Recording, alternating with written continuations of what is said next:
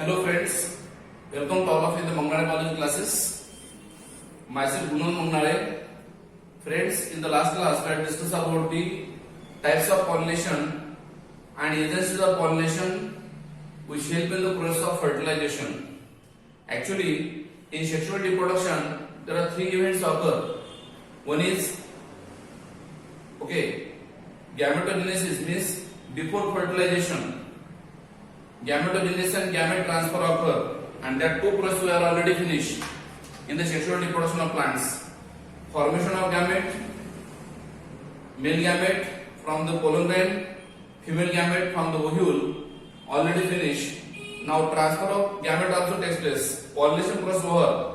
Now another point of the chapter is we are continuing here, that is fertilization. What is fertilization? The process of fusion of male gamete with female gamete is called as fertilization. And what is the benefit of fertilization is fertilization helps in the restoring diploid condition, making the diploid organisms from the haploid gametes. Okay, so that is the benefit of fertilization. And in angiosperm, the fertilization occurs is called as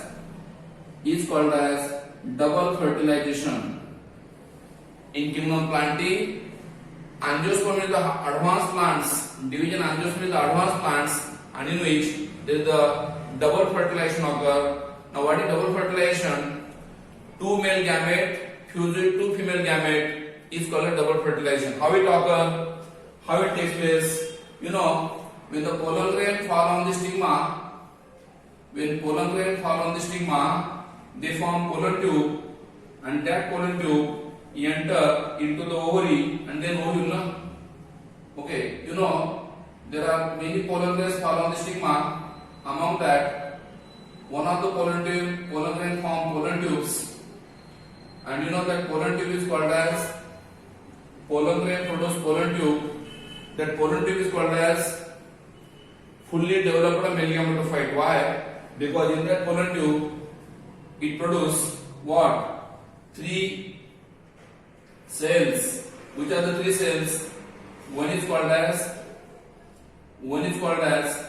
tube nucleus, and other two cells are called as male gametes.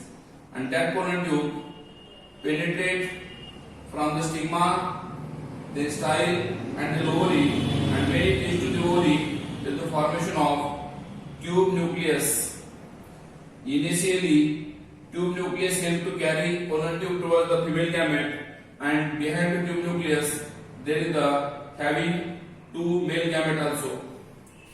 Okay, two male gamete also, and that male gametes are haploid in nature, and that pollen tube finally enter into the embryo sac, and embryo sac consists of 7 cell and 8 nucleated structure. Embryo sac already consists of 7 cell and 8 nucleated structure.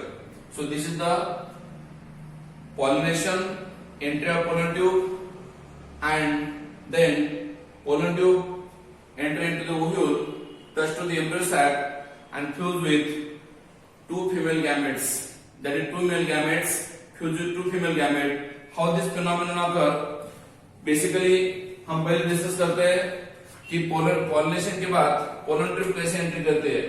Pollen grain stigma की form होने के बाद there are different factors help in the formation of pollen tubes. Boron है, sugar है, calcium है, जो synergies produce करते हैं और वो अट्रैक्ट करते हैं किसको, पोलन ट्यूब को, कहां पे, ओव्यूल की तरफ. Okay, and the process of double fertilization was discovered by Nawaschin. Scientist Nawaschin discovered the process of double fertilization in plants like Lilium and Fritillaria. These are two plants in which they discover the process of double fertilization, and male and female gametes are fused together, called a double fertilization. Now, which are the different stages of double fertilization? In first step, what happened? Pollen tube form, and the pollen tubes enter into the ovule in downward direction, and pollen tube entry into the ovule in three way. Pollen tube जो Oval के अंदर entry करती है वो 3 तरीके से कर सकती है। याद रखो, very important point, entry of pollen tube into the ovule by 3 way. One is called as common type, that is micropyle. Pollen tube enter through the opening of ovule called as micropyle, called as microgamy, and micropyle is the pore, so it is also called as porogamy. So this is the common type of entry of pollen tube occur through micropyle. Example, lily. Lily नाम का plant है, उसमें माइक्रोगैमी होता है। Pollen tube micropyle से entry करती है, एक। Number 2, sometime the pollen tube enter may be through chalaza, and you know chalaja is called as base of the ovule. So entry of pollen tube through the chalaja is called as chalajogamy or called as basogamy, because chalaja is the base na, so called as chalajogamy or basogamy. And example of the chalajogamy given in your book is Butea, okay, Chiajuina, etc. okay, कौन कौन से example है? Butea, किसका? चलाजोगामी का example रहा हूं, Butea, और दूसरा क्याजुरिना, और तीसरा जो मैं सब बता रहा हूं, entry of pollen tube through integuments. कभी कभी क्या होता है, रेयरली पोलन ट्यूब जो है इंटुगमेंट से भी एंट्री करते हैं, उसको हम बोलते हैं mesogamy. Meso means middle, middle of the ovule से पोलन ट्यूब एंट्री करते हैं, उसको मिसोगैमी बोलेंगे। और example of the mesogamy that is Cucurbita. Okay, तो होता क्या है, whatever the pollen tube enter, जैसे पोलन ट्यूब एंट्री करते हैं कहां पे? ओव्यूल में, तो फिर क्या होता है, ultimately pollen tube reaches to the nucellus. शुरुआत में क्या होता है, ये जो पोलन ट्यूब है माइक्रोपाइल से एंट्री करने के बाद किसको टच करती है? न्यूसिलस को, और न्यूसिलस के अंदर न्यूसिलस ब्रेक हो जाता है। ओके, और न्यूसिलस ब्रेक होने के बाद ये पोलन ट्यूब अंदर एंट्री करती है।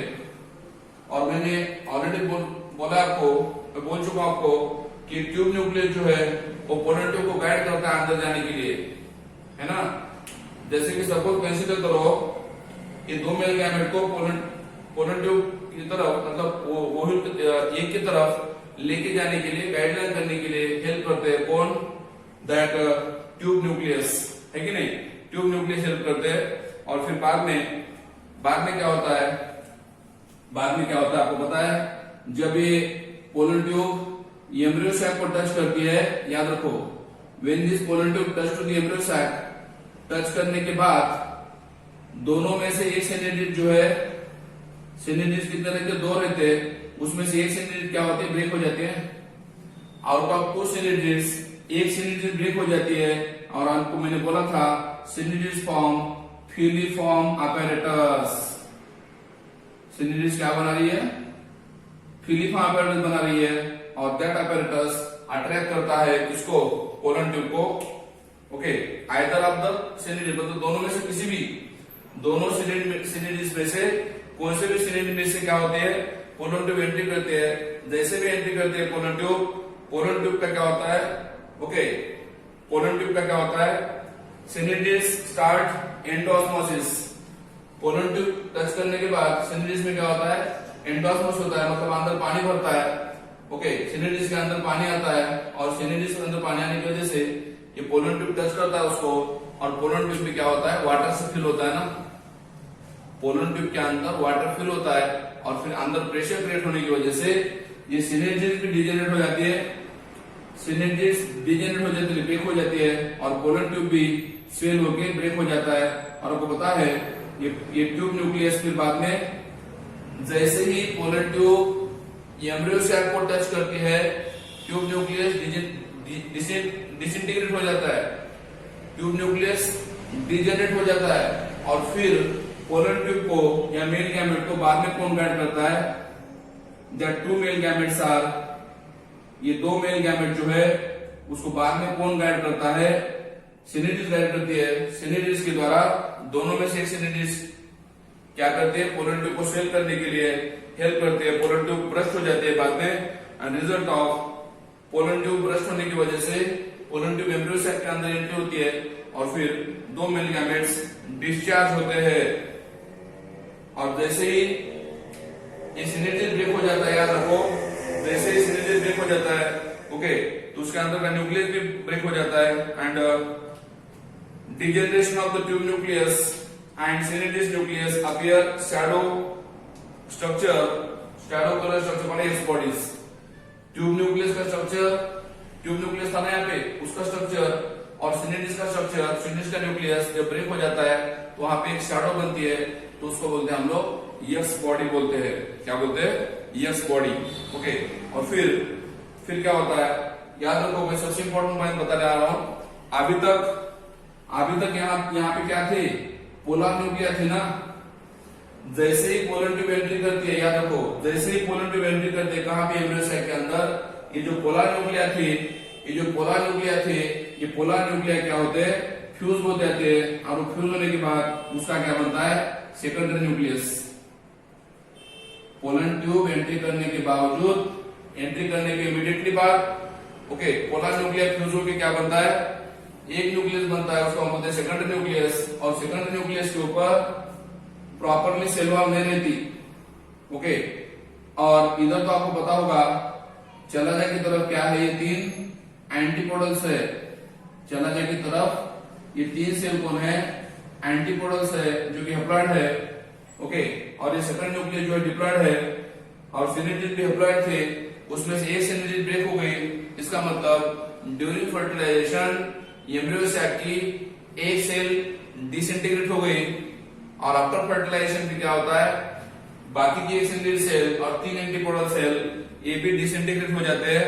ओके, और ये पोलर न्यूक्लिया जो थे वो फ्यूज होके सेकंड न्यूक्लियस बनता है। बाद में क्या होता है फिर? अभी मेल गैमेट तो अंदर जा चुके हैं, कहां पे? एम्ब्रियो साइट के अंदर। उसमें से फर्स्ट मेल गैमेट जो है, जो कि हैप्लॉइड था, फ्यूज होता है किसके साथ? एक के साथ, क्योंकि एक कैसा है और हैप्लॉइड है। एंड फिर first male gamete fuse with egg and to form, ये दोनों का क्या बनता है फिर? जायगोट बनता है। And that process is called as syngamy. क्या बोलते हैं उसको? सिंग्यामी। SYNGAMY, syngamy. या उसी को बोलते हैं हम लोग फर्स्ट फर्टिलाइजेशन। एंड जायगोट से बाद में क्या बनता है? Zygote further develops into diploid embryo, क्योंकि जायगोट डिप्लॉयड था और एम्ब्रियो भी डिप्लॉयड बनता है। इसको बोलते हैं सिंग्यामी। और first fertilization, remaining male gamete जो है, ये दूसरा जो मेल गैमेट था वो किसके साथ फ्यूज होता है? सेकंडरी न्यूक्लियस के साथ। और फिर this is called as second male gamete. ये भी क्या था? हैप्लॉइड था, और सेकंड न्यूक्लियस डिप्लॉइड था। ये दोनों से क्या बनता है फिर? ट्रिप्लॉइड न्यूक्लियस बनता है। उसको हम बोलते हैं triploid primary endosperm nucleus. Triploid primary endosperm nucleus बोलते हैं। और उसको बोलते हैं हम लोग सेकंड फर्टिलाइजेशन। उसको हम बोलते हैं ट्रिपल फ्यूजन। उसको हम बोलते हैं वेजिटेटिव फर्टिलाइजेशन। क्या बोलते हैं? Triple fusion is also called as, okay, triple fusion जो है, ओके, पहला मेल गैमेट अगर फीमेल गैमेट के साथ फ्यूज होता है, जायगोट बनता है, उसको सिंगेम बोलते हैं या फर्स्ट फर्टिलाइजेशन बोलते हैं। ओके, और उसको हम जनरेटिव फर्टिलाइजेशन बोलते हैं। First fertilization called as syngamy, और इसी को हम बोलते हैं जनरेटिव फर्टिलाइजेशन। आप बोलेंगे सर जनरेटिव फर्टिलाइजेशन क्यों? क्योंकि इससे क्या बनता है? न्यू प्लांट बनता है ना, इसलिए फर्स्ट फर्टिलाइजेशन बोलते हैं सिंगामी या जनरेटिव फर्टिलाइजेशन। और जो दूसरा फर्टिलाइजेशन है, सेकंड फर्टिलाइजेशन जो है, उसको हम बोलते हैं second fertilization called as triple fusion. क्या बोलते हैं? ट्रिपल फ्यूजन तो बोलते हैं क्योंकि यहाँ पे मेल गैमेट का एक न्यूक्लियस और फीमेल गैमेट के 2 न्यूक्लियस फ्यूज होके पोलर न्यूक्लिया 2 थे ना, तो तीनों का कॉम्बिनेशन होता है, तो ट्रिपल फ्यूजन बोलते हैं। या उसी को हम बोलते हैं वेजिटेटिव फर्टिलाइजेशन।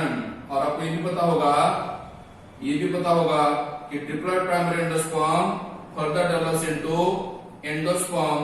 और एंडोस्पर्म क्या है? ट्रिपल स्ट्रक्चर है जो एम्ब्रियो को क्या करता है? नरिश करता है ना। क्या? एम्ब्रियो को नरिश करता है।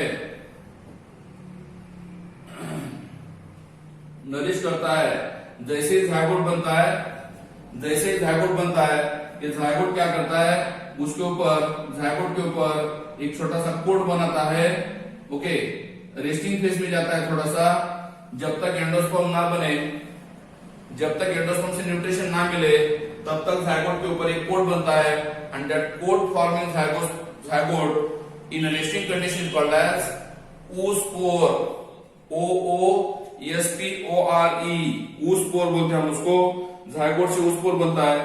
तो अगर आपको ऐसा क्वेश्चन पूछा गया कि डबल फर्टिलाइजेशन में कितने न्यूक्लियस इन्वॉल्व होते हैं, कितने न्यूक्लियस इन्वॉल्व होते हैं, मेल गैमेट के 2 और फीमेल गैमेट के 3 कौन से, सेकंड न्यूक्लियस के 2 और एक का 1, इसका मतलब 5 nuclei involve in the double fertilisation.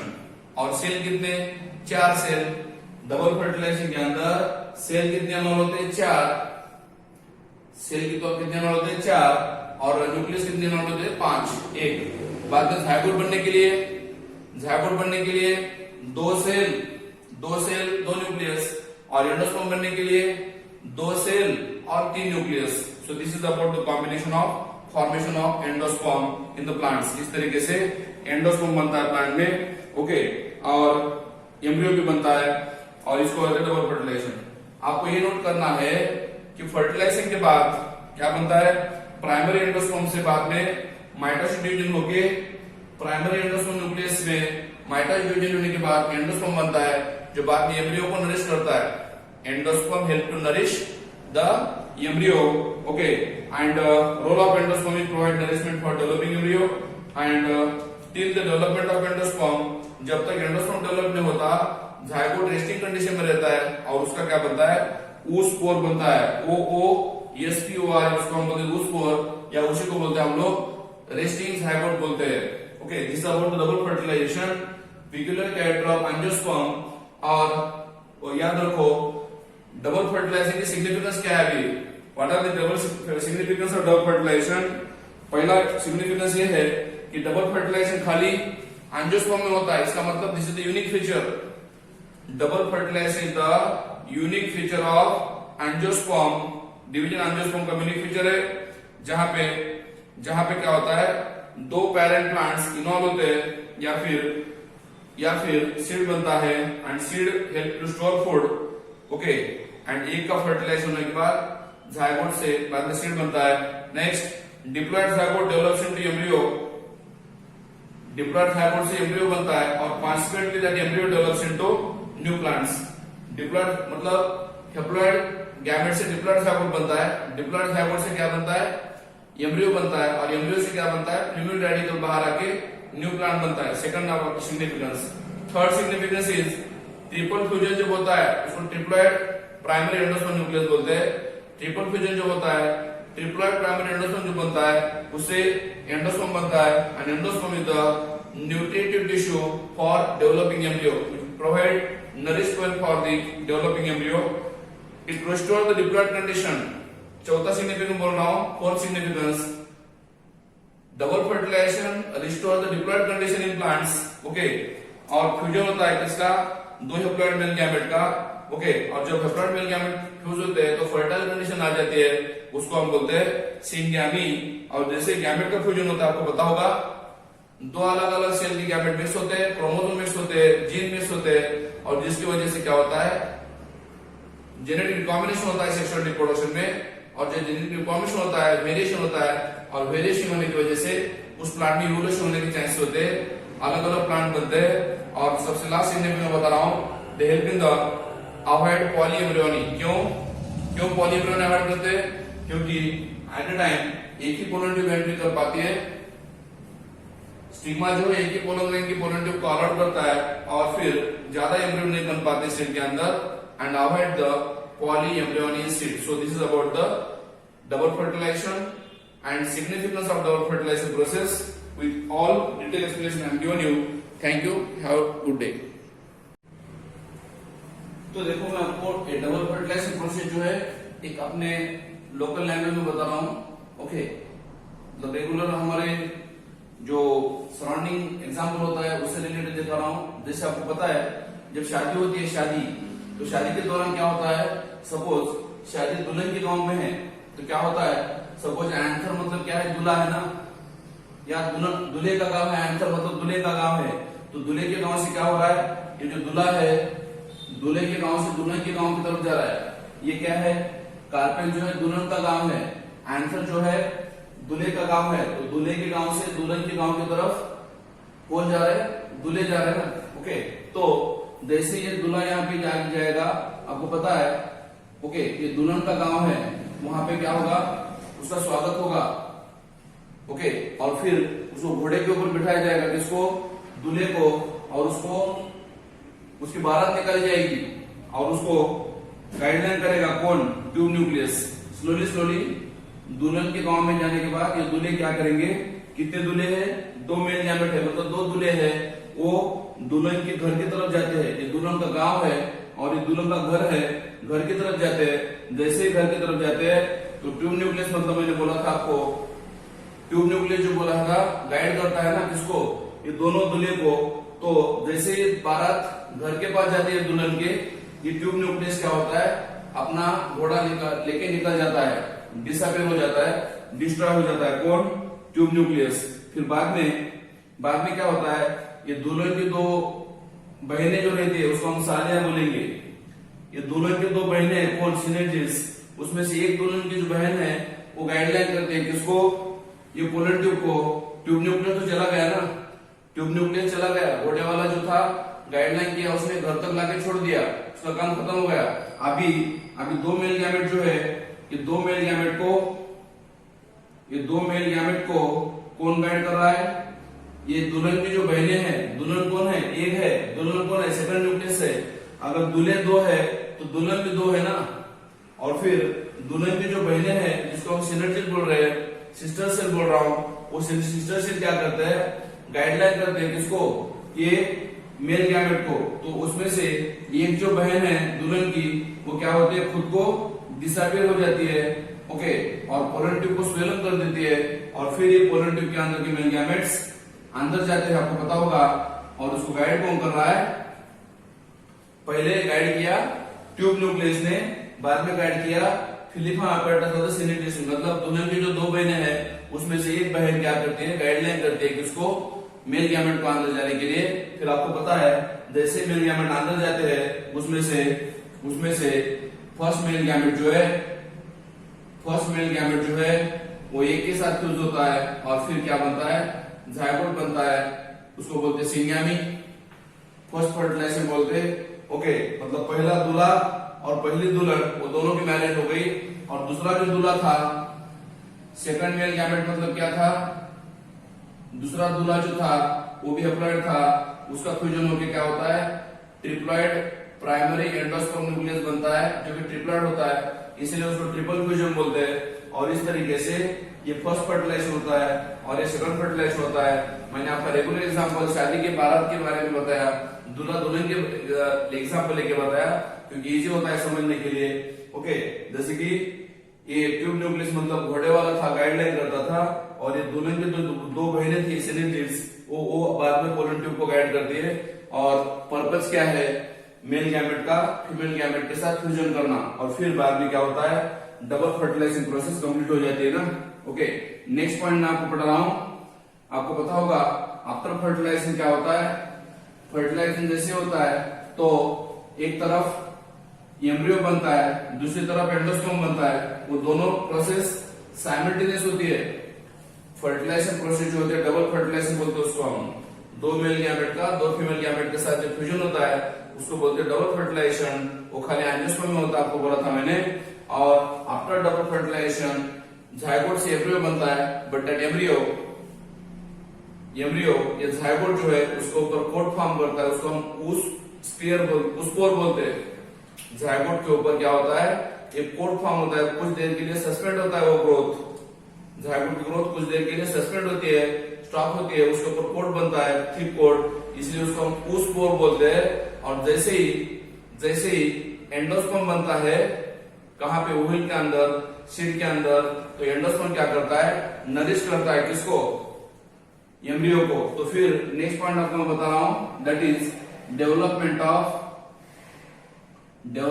Of किसका? एंडोस्पर्म। आपको मैंने बोला डेवलपमेंट ऑफ एंडोस्पर्म किसके लिए होता है? डेवलपमेंट ऑफ एंडोस्पर्म नरिश करने के लिए। किसको? एम्ब्रियो को। क्योंकि जब तक एंडोस्पर्म नहीं बनेगा तब तक एम्ब्रियो को नरिश करने वाला कोई भी नहीं है, और जब तक नरिशमेंट नहीं मिलेगी, न्यूट्रिशन नहीं मिलेगा एम्ब्रियो को, तब तक जायगोट के अंदर जो सेल है वो डिवाइड नहीं हो पाएंगे और एम्ब्रियो पूरी तरीके से डेवलप नहीं हो पाएगा। इसलिए पहले एंडोस्पर्म का डेवलपमेंट देखते हैं, बाद में एम्ब्रियो का डेवलपमेंट बनता है। ठीक है, वैसे तो दोनों एक ही टाइम में बनते हैं, मगर जायगोट का ग्रोथ सस्पेंड हो जाता है, उस पर बन के रुक जाता है। ओके, तो common type of endosperm development तो भी क्या होता है आपको पता होगा। एंडोस्पर्म डेवलपमेंट जो है प्राइमरी एंडोस्पर्म न्यूक्लियस से, पर्पस क्या है एंडोस्पर्म डेवलपमेंट का? जो ट्रिपल फ्यूजन होता है, triple fusion. What is triple fusion? Secondary nucleus plus second male gamete fuse होके ट्रिपल फ्यूजन होता है, प्राइमरी एंडोस्पर्म न्यूक्लियस बनता है, और उस प्राइमरी एंडोस्पर्म न्यूक्लियस के अंदर सिंगल सेल रहती है, उसमें सक्सेसिव न्यूक्लियर डिवीजन होता है या साइटोप्लाज्म डिवीजन होता है, और तीन तरीके के एंडोस्पर्म बनते हैं। तो एंडोस्पर्म कौन कौन से तीन तरीके से बनते हैं? One is called as nuclear type of endosperm, second is called as cellular type of endosperm, and third is called as helobial type of endosperm. Very interesting and very easy. Okay, तीन type के endosperm development होते हैं। Theory के exam के लिए पूछ सकते हैं, 2 मार्क के लिए, 3 मार्क के लिए, विद एग्जाम्पल आपको बताना है यहाँ पे। तो सबसे पहला मैं बोल रहा हूँ न्यूक्लियर टाइप ऑफ एंडोस्पर्म। यहाँ पे क्या होता है? सपोज यहाँ पे प्राइमरी एंडोस्पर्म न्यूक्लियस था, वो नहीं है, प्राइमरी एंडोस्पर्म न्यूक्लियस है ये। ओके, तो आपको पता होगा सपोज यहाँ पे एक चलाचल एंड है और ये माइक्रोपाइलर एंड है ना, तो यहाँ पे क्या होता है? जिधर माइक्रोपाइलर एंड है उधर क्या बनेगा? जायगोट बनेगा, है ना। और चलाचल एंड की तरफ भी एंडोस्पर्म डेवलप होता है। बाद में फ्री न्यूक्लियर बोल रहा हूँ ना, न्यूक्लियर टाइप में क्या होता है? ओके, जो जायगोट है, जायगोट से क्या बनता है? सेल डिवाइड होके, जायगोट के अंदर की सेल डिवाइड होके क्या बनता है?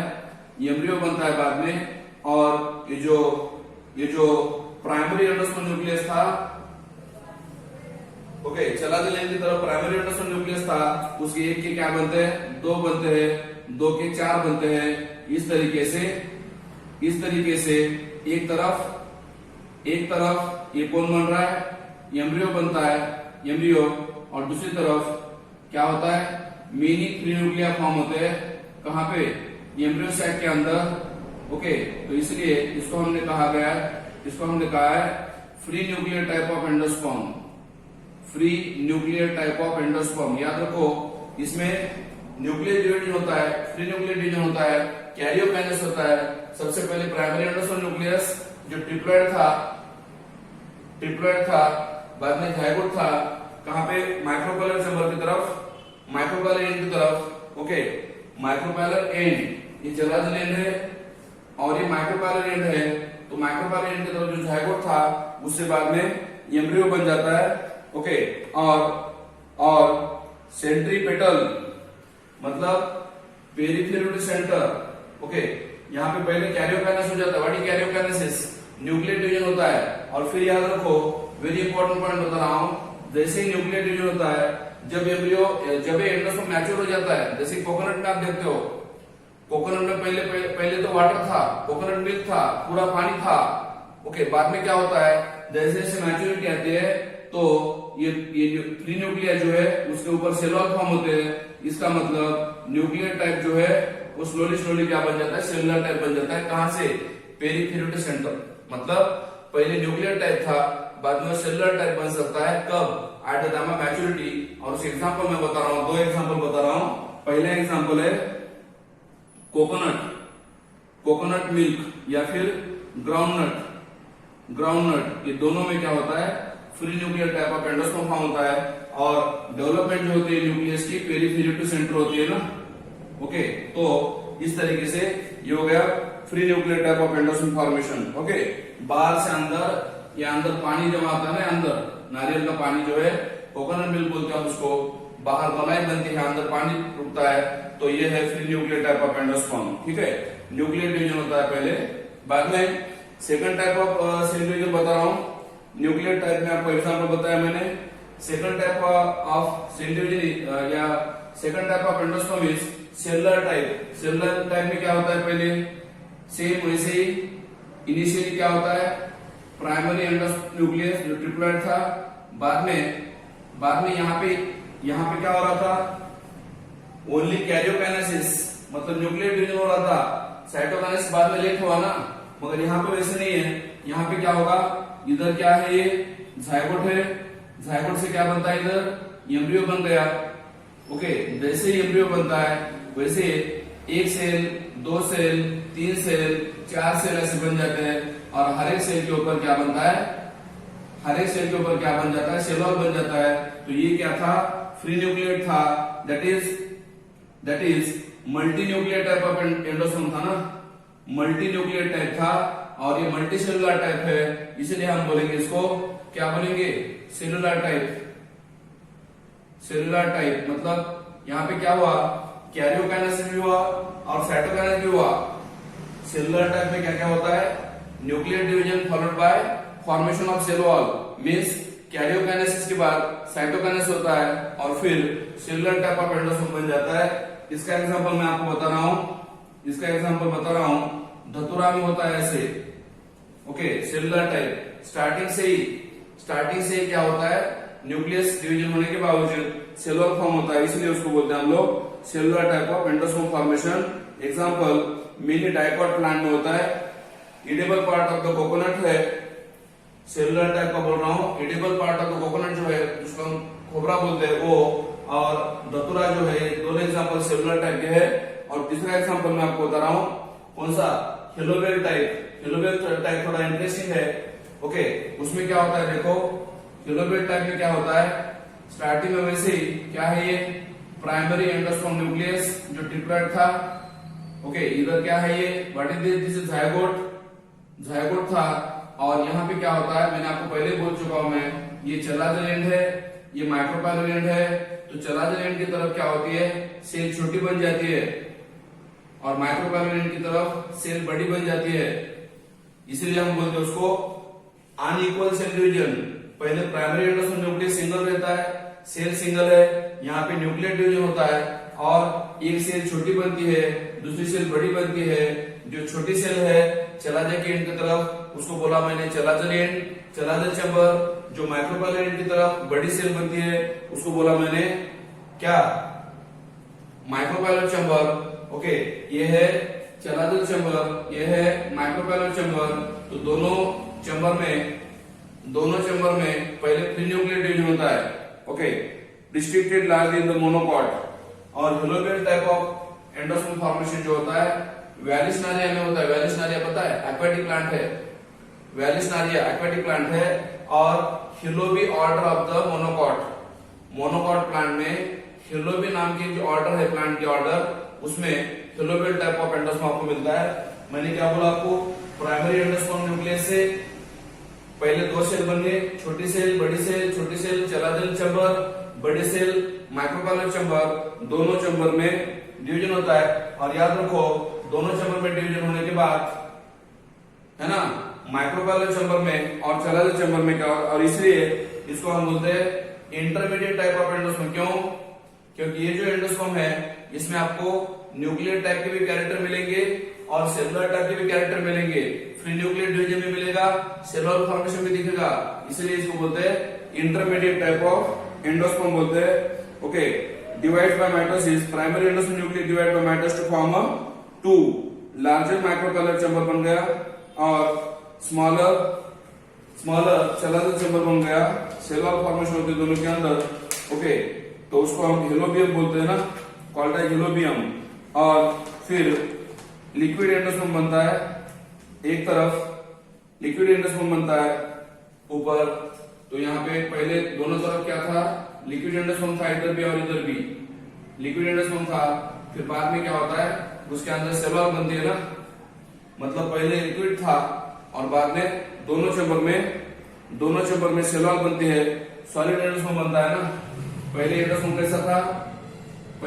कैसा था, लिक्विड एंडोस्पर्म था। और फिर बाद में क्या होता है, दोनों चैम्बर में जो एंडोस्पर्म बनता है वो सॉलिड बन जाता है ना। दोनों चैम्बर में एंडोस्पर्म कैसे बन जाता है, सॉलिड बन जाता है। इसलिए इसमें न्यूक्लियर भी दिख रहा है आपको और सेलुलर भी दिख रहा है। ओके, ये क्या है, सॉलिड एंडोस्पर्म बन रहा है ना, इसलिए न्यूक्लियर टाइप भी था और सेलुलर टाइप भी हो गया, इसलिए इसको बोलते हैं intermediate type of endosperm found in the plant belongs to Heliobi order of monocot and Vallisneria plants। Okay, इस तरीके से एंडोस्पर्म का डेवलपमेंट पूरा हो जाता है। और एंडोस्पर्म का काम क्या है कि वो नारियल के अंदर अगर देखते हो आप तो कोकोनट का मिल्क जो है, कोकोनट का वाटर जो है, जहाँ पे फ्री न्यूक्लियर रहते हैं, okay, thousands of free nuclear रहते हैं, और उसके बाजू में जो व्हाइट कर्नेल आ जाता है, कर्नेल नारियल का खोबरा जो बनता है कर्नेल, वो सेलुलर टाइप ऑफ एंडोस्पर्म है। ओके, तो इस तरीके से ये तीन टाइप के एंडोस्पर्म बताया मैंने आपको। पहला nuclear type, coconut and groundnut, जहाँ पे फ्री न्यूक्लियर होते हैं, मल्टी न्यूक्लियर एंडोस्पर्म बनता है। ओके, सेलुलर फिर लेट होता है बाद में फॉर्म, बाद में cellular type of endosperm starting से ही सेलुलर बनता है। ओके, स्टार्टिंग से सेलुलर फॉर्म होता है, इसलिए सेलुलर टाइप बोला है। ओके, न्यूक्लियर डिवीजन मतलब कैरियोकाइनेसिस और साइटोकाइनेसिस दोनों साथ साथ होते हैं। इसका एग्जांपल धतूरा है, most of the dicot plant है। और हेलोबियल टाइप जो है ये मोस्ट ऑफ द मोनोकॉट में मिलते हैं, वैलिसनेरिया प्लांट में मिलते हैं, हेलोबिया ऑर्डर में मिलते हैं। और हेलोबियल टाइप में मैंने बोला आपको पहले प्राइमरी एंडोस्पर्म न्यूक्लियस के से डिवाइड होके दो सेल बन जाते हैं, छोटी बड़ी। जो चलाजा के एंड की तरफ है छोटी है, उसको चलाजा चैम्बर बोलते हैं। जो माइक्रोपाइलर एंड की तरफ है बड़ी है, माइक्रोपाइलर चैम्बर बोलेंगे। दोनों तरफ पहले फ्री न्यूक्लियर डिवीजन होता है, लिक्विड फॉर्म ऑफ एंडोस्पर्म बनता है, और फिर बाद में लिक्विड से बाद में सॉलिड बन जाता है। मतलब न्यूक्लियर टाइप भी और सेलुलर टाइप भी दोनों कंडीशन इसमें मिल रही है दोनों चैम्बर में, इसलिए इसको बोला गया है intermediate type of endosperm. In this way double fertilization process as well as development of endosperm finish. Tomorrow we'll discuss about the development of embryo in diploid plant as well as embryo plants. Thank you. About pollination.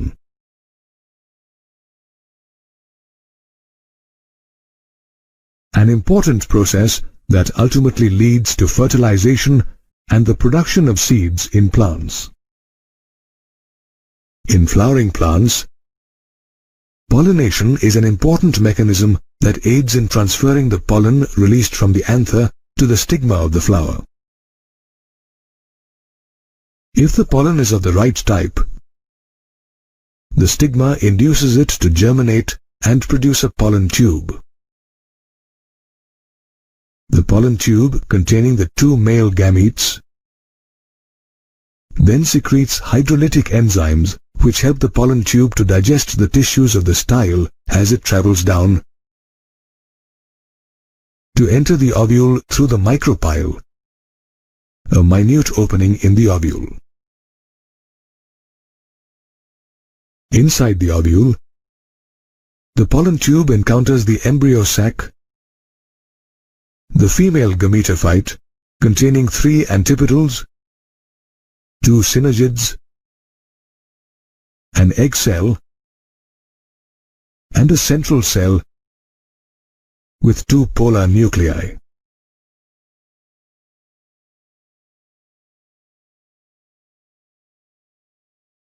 The pollen tube now enters one of the synergids through the filiform apparatus, during which it ruptures and releases the male gametes into the synergid's cytoplasm.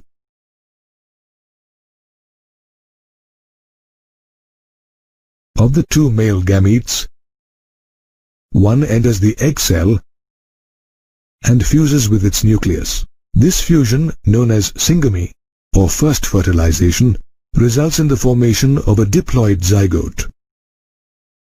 Meanwhile, the other male gamete moves towards the 2 polar nuclei and fertilizes them to produce a triploid primary endosperm nucleus or PEN.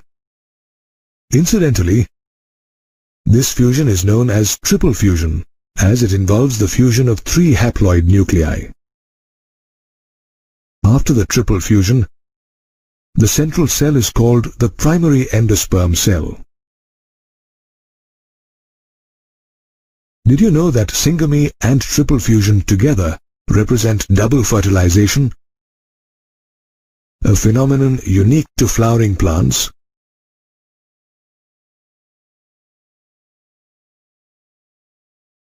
Double fertilization is followed by several post-fertilization events which eventually transform the ovule into a seed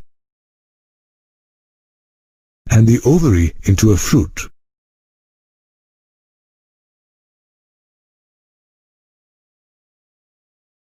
These events include degeneration of the antipodals, synergids, and the development of the zygote into an embryo and the primary endosperm cell into the endosperm by repeated mitotic divisions.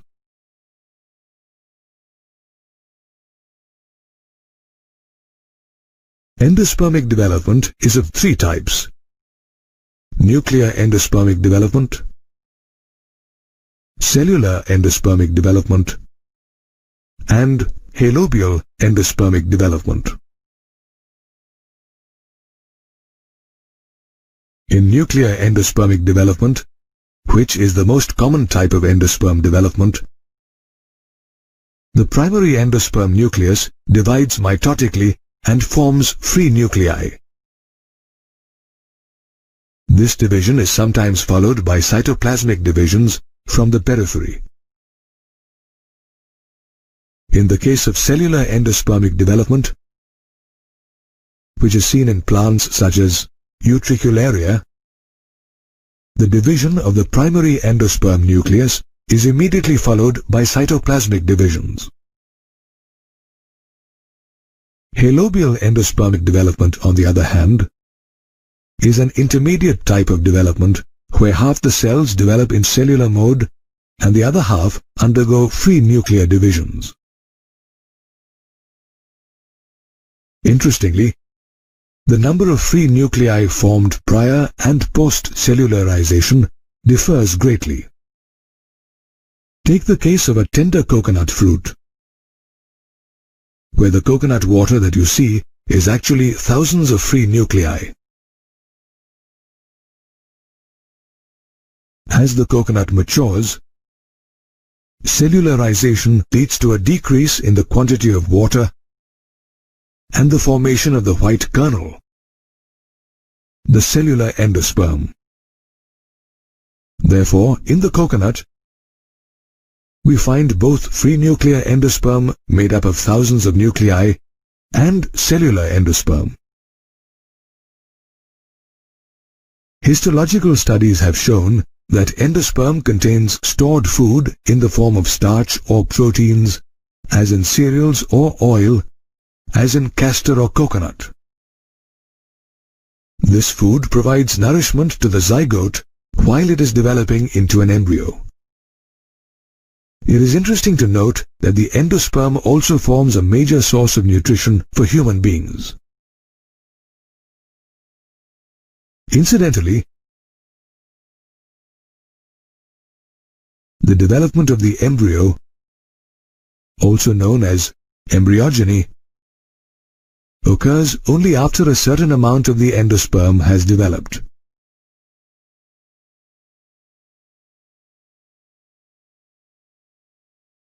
In fact, in some plants, such as groundnut that belongs to the bean family, the mature seeds lack endosperm, as it gets completely absorbed by the developing embryo. When these seeds germinate, the cotyledons or seed leaves become the source of nutrition for the embryo. However, in mature seeds of castor, we see that the endosperm is retained as a storage tissue. In the case of cereals, the alurone layer, which forms a part of the endosperm, stores food as well as secretes amylase enzyme for the digestion of stored starch during germination of the seed. Studies by botanists have revealed that during early embryogeny, the zygote